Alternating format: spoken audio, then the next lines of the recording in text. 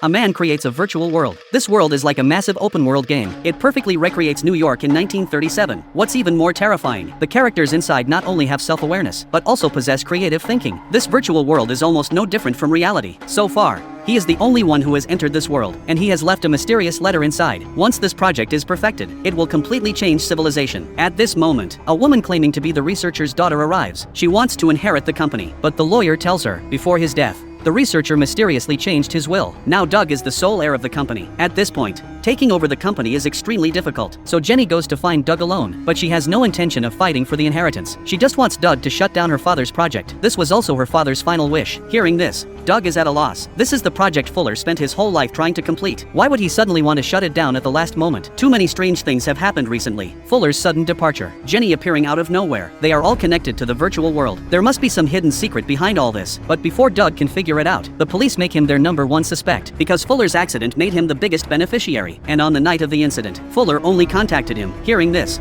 Doug suddenly remembers. Fuller actually called him before he died. He rushes home to check his phone records. Sure enough, there is a voicemail. Fuller tells him, go to the virtual world immediately. He left a letter there, but before Fuller can say where the letter is, he is attacked by a mysterious person on the other end of the call. To find Fuller's letter, Doug decides to enter the virtual world himself, but entering the virtual world is very dangerous. His brain consciousness has to be downloaded into a computer, then forcibly implanted into a person inside the virtual world. This person must have a genetic match with Doug. Otherwise, the extracted consciousness will be damaged. Since the project is still incomplete, he can only stay in the virtual world for 2 hours. As the engineers complete the data transfer, Doug's consciousness successfully takes over a bank clerk, except for a slightly different hairstyle. This bank clerk's genes are an exact copy of Doug's. Doug immediately finds the hotel, but when he sees the bartender's face, he is stunned. The bartender was created using the engineer's genes, which means he looks exactly like Fuller's assistant. Doug quickly asks about the letter, but the bartender deliberately hides the truth. A virtual program has actually learned to lie. Seeing that the bartender refuses to hand over the letter, just then, Doug suddenly feels a splitting headache. The 2-hour limit is almost up. His original consciousness is fighting for control of the body. Doug quickly escapes to the restroom and logs out in an emergency. This process is just like controlling a game character. When no one is controlling them, their lives return to normal, and their memories are erased by the preset program. The virtual characters never notice anything, but the bartender sees everything clearly. That bank clerk just changed into a completely different person. He doesn't even remember their conversation. The bartender immediately thinks of the letter, and a bold idea pops into his mind.